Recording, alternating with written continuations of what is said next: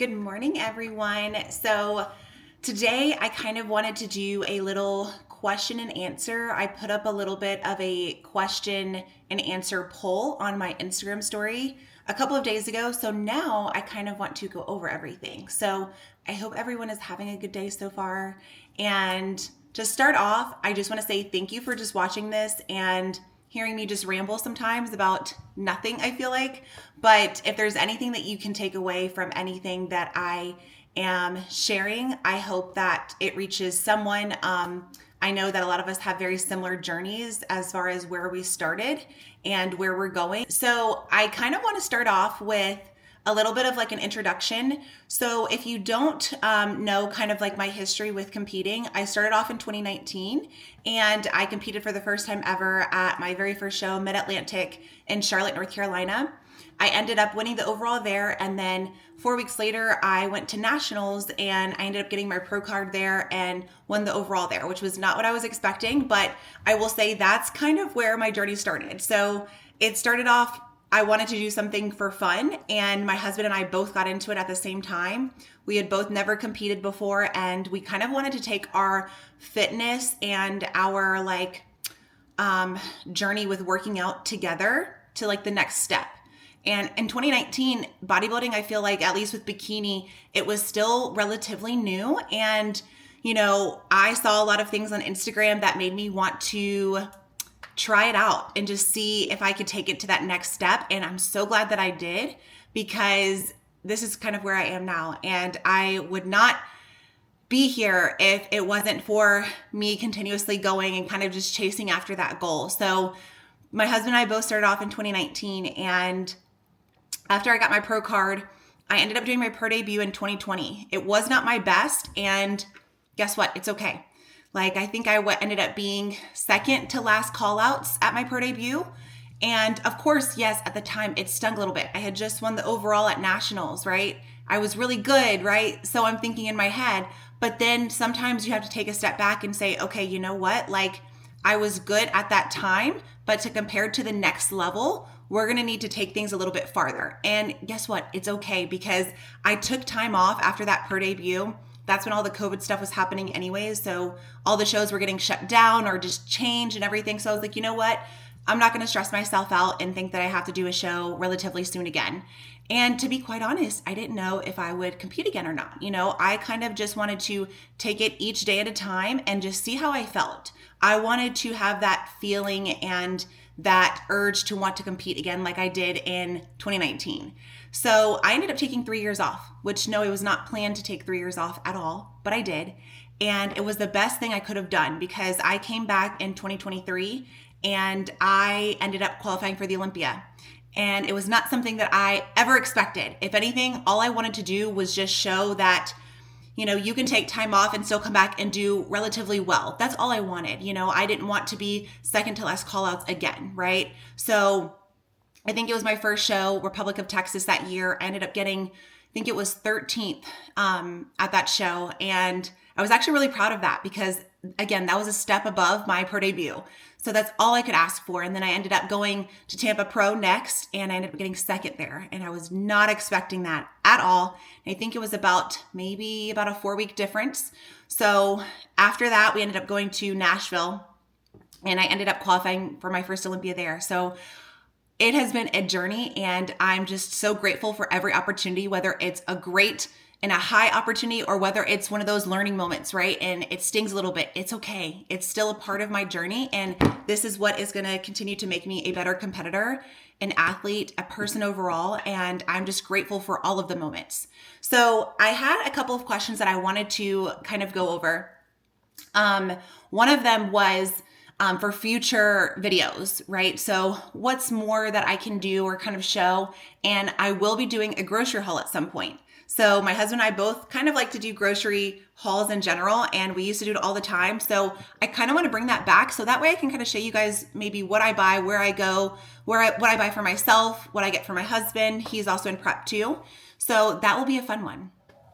Let's see. So what are some tips on getting capped shoulders? What techniques are most effective for you?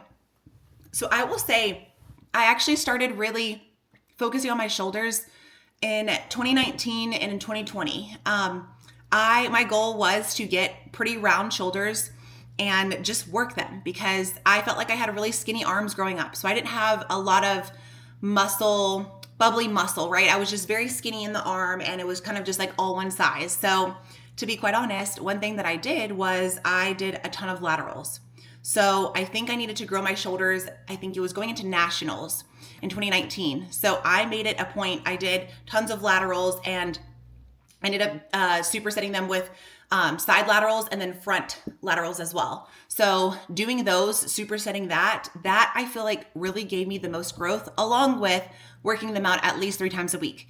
So that personally helped me a lot. And now it's to the point where I like barely have to work my shoulders just because they're here. So be consistent with it, work it out as far as any muscle. If you want to grow it or just make it better, work it out more consistently and have a plan with it. And like I said, laterals for me did the most damage. And yeah, so how has my daily routine changed now that I'm preparing for the Olympia? So I will say my daily routine hasn't quite changed as much. I will say everything's still pretty consistent. I think the only thing that is different now is just my timing of things. So for example, usually now in the morning, I'll go ahead and try and knock out my cardio if I can. Then I'll have some clients in, mid-morning up until early afternoon. And then I usually will work out right afterwards. Whereas before Olympia, I could kind of have my cardio later if I wanted, and then do my workout later if I wanted. I had a little bit more time in the day, but now that I'm trying to prioritize my sleep, I'm trying to prioritize my schedule in general, my errands that I have to do. I kind of want to make sure I stay on like a structured plan. So that way I feel like I am just checking things off of my box as opposed to feeling very scattered. So just the other day, I kind of created I'm very type A about things, but I kind of created a sheet that broke down from the second that I wake up to the moment that I'll be going to bed, and kind of like a rough structure of how my day is going to go as far as when I'm going to eat my meals, when I'm going to do my cardio, when I'm going to be having clients, when I'm going to be going to work out, if I have any errands to run that day. And I even scheduled in some winding down time. But I will say it was the best thing that I could have done, because to me, it kind of makes me feel like, okay, I don't have to think about when I'm going to get A, B, and C done. All I have to do is just kind of just refer back to my schedule that I created for myself and then set that time apart and then go about it that way. So all I have to do is same thing as getting a plan from your coach, right? So as far as what you need to eat, what you need to work out, when you need to work out, whatever it is, you can turn off your brain and just execute. Same with that. It's all pretty much a similar concept. So that's been the biggest change for me, really. And then we've also kind of slightly decreased food a little bit, and then just a little bit increase of cardio. Not much. It's not a lot right now, and I'm very grateful for that. So yeah, that's been the only real difference so far now that we've started. And so another question is, will I be hosting any in-person posing seminars in LA or Vegas anytime soon? So that's a really good question. And honestly, I've tried to hold a little bit more in-person posing sessions or in-person clinics for others to come to, because I know I really benefited from those. I attended those seminars and clinics, the better I learned and the more things that I could take away. I would say I've held a few so far in North Carolina, whether it's a clinic or whether it's in-person posing sessions. So ultimately my goal is to, branch out, and possibly maybe before the Olympia, I might get there a little bit early, maybe in Vegas. And that is the plan. I kind of want to hold some in-person posing sessions. I would just have to find a space to be able to do that in, and know that, I'll be here in case anybody wants, even for the Olympia Amateur. I know some ladies want their just posing to be looked at last minute, and that's perfectly acceptable. So I kind of want to do something like that and just branch out other than North Carolina. So that's the ultimate goal. What are some essentials for a bikini pro in and out of prep? Pre, non-stim, stim, intra, what kind of products, I'm assuming. So for me, I'm sure it's going to differ depending on the individual. Now, for me, for example, I love caffeine, so I actually prefer stim over non-stim products.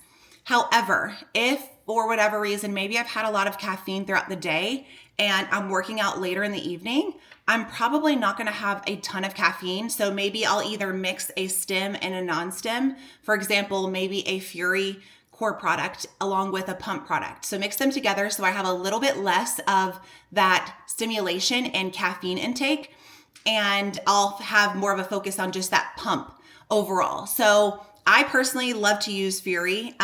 It's one of my favorite pre-workouts, along with recently the newest addition to Core's products is Pre. So it's more of like an essential pre-workout, and it's a little bit more affordable too. So you get a little bit more for your money. And I really, really like that because, as we all know, products are really expensive, especially when you're bodybuilding and when you're in prep. So if there's something that is really advantageous that is going to help me get my workout done, that has some caffeine in it, and it tastes pretty good, I will say the orange cream flavor is really good, then I'm more than likely going to utilize that. So those are my, I would say, pre-workouts that I usually will use. Now, as far as any intras, I don't really do any intras. The only intra I were to use would be a hydrate, for example. So again, I really love the orange cream flavor, hydrate, but I'll usually use that in between my workouts. So for example, I always notice in my workouts that I kind of fizzle out a little bit, maybe midway. And I think it's just from an exertion of electrolytes, sweating a lot too. And I think I just need a little bit more of that electrolyte balance. So I usually will find myself either getting a little bit nauseous, I feel a little bit dizzy, or my contractions aren't that great. So at that point, I know, okay, let me get a little bit of some hydration in me so that way I can continue this workout and still give it my all. Usually if you kind of fizzle out mid-workout, more than likely it's an electrolyte imbalance and you just kind of need to hydrate yourself. The worst thing you could do is, let's say you start to fizzle out and then you just continue your workout. Well, guess what? You're more than likely not setting yourself up for success. It's going to be more of a step back because you're not fueling your body to perform at its most optimal point, right? So if I'm fizzling out, that means my strength's going to go down. That means maybe I'm not going to be hitting my reps the same as I would if I am hydrated or a little bit more energized, right? So it can play a part in that muscle growth. It can play a part in the overall look that you're maybe trying to achieve with your training and incorporating a little bit more of that intensity with training. So it does play a really big factor. As far as some other products that I usually will use in and out of prep, protein powder. So I use that year round. It's not something that I always take out at all. I think it's a very quick and beneficial way to always get protein in. If, for example, you don't have any, animal protein made, maybe you're just on the go, right? And you just finished your workout. The quickest thing to do is have a little bit of protein powder, mix it together with some water, and then you're on the go. You're ready to keep going throughout the rest of your day. So protein powder is something that I always use all throughout the year. And then I will say my Lifeline products. So those are typically my supplements, kind of like my daily vitamins that I'll use. And a lot of them I pretty much use year round. I don't think there's very many that I cut out, except for mainly my fat burners. So for example, I'll usually use Sear more when I'm in like a cutting phase. So for example, now I would use Sear for my cardio sessions because I'm in Olympia prep now. And obviously my goal is to lean down as we get closer to the Olympia. So I would obviously take out Sear when I'm not in prep. But I will say my Lifeline products such as my multi, my omegas, I take hard every day, soothe, gut, liver, heart. Those are pretty much my primary ones that I take every single day. I think it's important even when you're not in prep to take care of your body, because regardless if you're in like a deficit or like a cutting phase, of course you need to take care of your body and still hit those micronutrients. But when you're not in prep, let's say you still have a surplus of food. Well, why would I stop taking care of my body as far as micronutrients if I'm in a food surplus anyways, to still hold that standard of health in my improvement season compared to my prep season? So I think it's important to always have those in. Those are kind of like your non-negotiables. I think we should all have them as far as taking care of ourselves year round, because what we do outside in our improvement season is going to dictate how well our body may respond or how well we may do in our prep season. So those will for sure always be in my daily routine regardless. Let's see, where do I see myself in maybe 2 to 4 years in my journey and my goals? Well, that's a really good question. So to be honest, I've not really thought about it. I am enjoying this period that I'm in right now of being a competitor and having the ability to compete every single year. And this will now be my 3rd Olympia that I'm heading to. And honestly, I want to continue that. So I think it's such a big step in my journey to be able to qualify for the Olympia. And the fact that I've been able to do it for 3 years in a row now, it's like, I don't want to know anything else. I want to continue this, and I want to be a part of these experiences and this journey overall. And I want to continue growing as an athlete. And this is honestly what I plan to do. So 2 years sounds like such little time, but still so much can happen in 2 years. I definitely want to keep competing as much as I can, keep qualifying for the Olympia, making myself more present at as many shows as I can. I want to grow Arise Posing as much as I can. I want to continue helping everyone with their posing. Like, it gives me so much fulfillment to be able to help you ladies with posing. I know how much it takes to feel confident in your posing, and it takes a lot. Overall, I am just so grateful to feel like I am in this position in my journey now, and to be surrounded by so many great people. This is all I can ever ask for. So within 2 to 4 years, I definitely still want to be competing at the Olympia. So hopefully this kind of answers some questions that I had. And if you ever have any more questions, I'd be more than happy to do this again and just answer them. And I just want to say thank you to everyone who has just supported me along my journey with competing, and just being so nice and just kind and just sharing like very thoughtful words. And thank you all for just tuning in and just watching, and I will see you guys soon.